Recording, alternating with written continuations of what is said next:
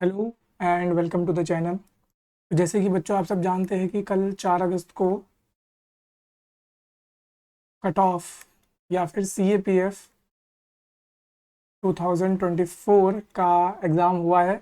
और इसी में इस बार के देखिए जो एग्ज़ाम था वो थोड़ा सा अलग पैटर्न पे था। मतलब जो भी नॉर्मल उसका पैटर्न पिछले 2-3 सालों से चल रहा था उससे थोड़ा अलग आया एग्ज़ाम। मैं ये नहीं कहूँगा कि बहुत ही ज़्यादा टफ आया, हाँ मॉडरेट टू टफ लेवल था।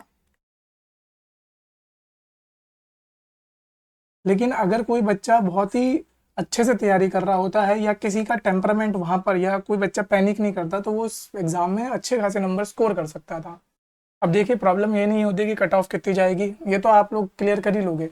जिसने भी नॉर्मली अच्छे से प्रिपेयर करा होगा वो क्लियर कर लोगे। मेन होता है आपका कि क्या फाइनल मेरिट में आपका चांस बनेगा कि नहीं बनेगा।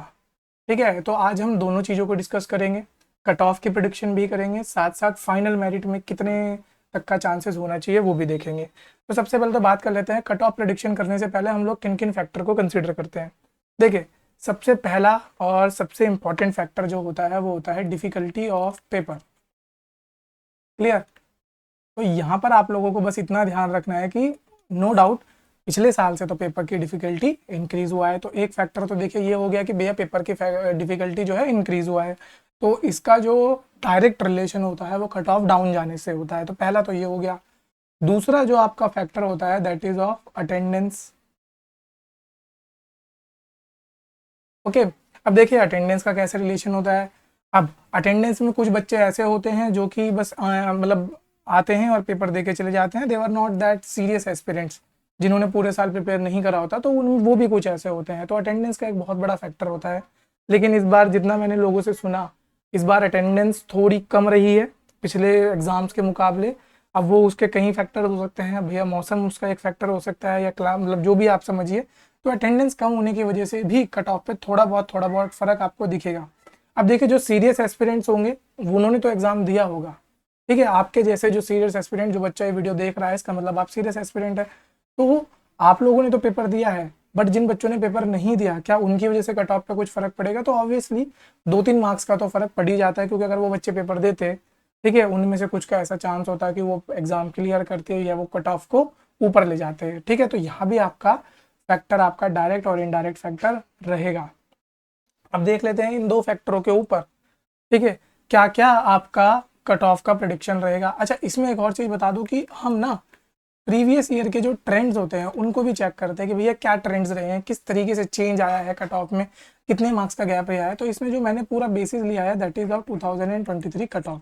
जो भी मैंने कैटेगरी वाइज कट ऑफ का प्रेडिक्शन किया है उनमें जो भी डिफरेंस है वो एग्जैक्टली उतना ही है जितना 2023 में हुआ। अब इसमें देखिए आपका थोड़ा बहुत वेरिएशन तो आ ही सकता है। मतलब कैटेगरी वाइज में मैं बोल रहा हूँ कि जनरल की इतनी थी तो ओबीसी की कितनी या SC ST की कितनी, इनमें जो डिफरेंस आएगा उसकी मैं बात कर रहा हूँ। तो देख लेते हैं कट ऑफ कितनी रहनी चाहिए मेरे हिसाब से।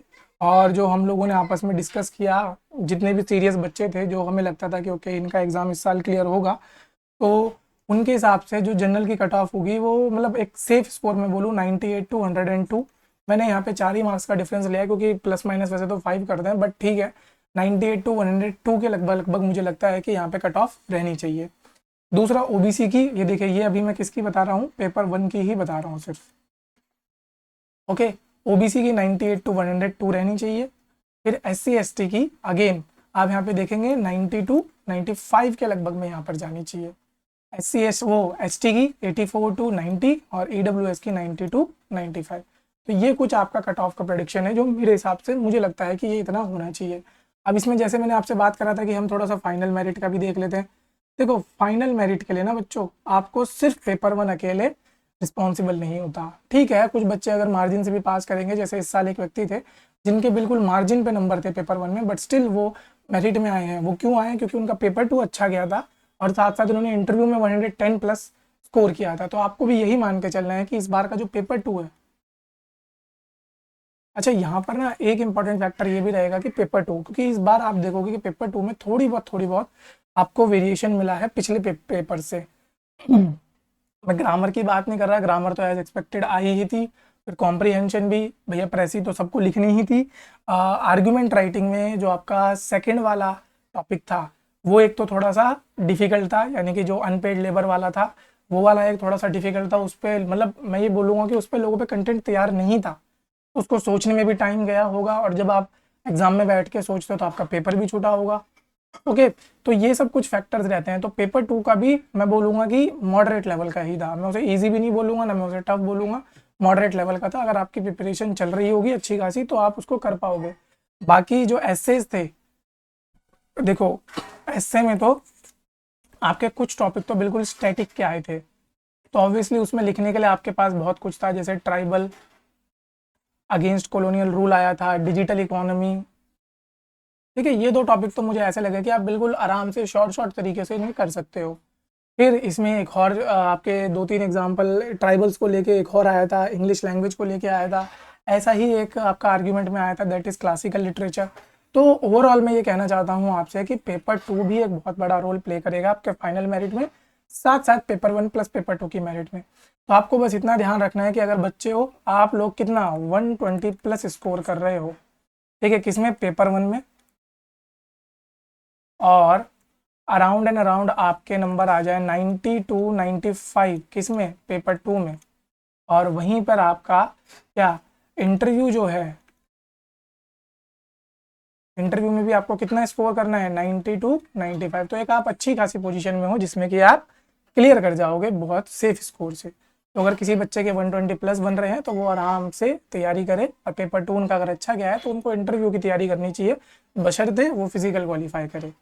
ठीक है, तो अगर किसी बच्चे को फिजिकल से रिलेटेड कोई डाउट होगा तो वो हमसे कनेक्ट कर सकता है, हम उसके लिए भी आपके लिए एक ब्रीफ वीडियो लेके आएंगे जिसमें कि बताएंगे कि फिजिकल में क्या क्या चीज़ें होती हैं। तो चलिए बच्चे, मेरी तरफ से ये था कट ऑफ प्रेडिक्शन। अगर आप लोगों को इसमें कोई भी करेक्शन लगता है तो आप मुझे सजेस्ट कर सकते हैं, I will definitely look into it. और ऑल द बेस्ट। अब जो भी रिजल्ट आएगा वो 1 महीने के अंदर आ ही जाएगा, तो जो जो बच्चे क्वालिफाई होंगे उन सबको मेरी तरफ से अग्रिम शुभकामनाएं।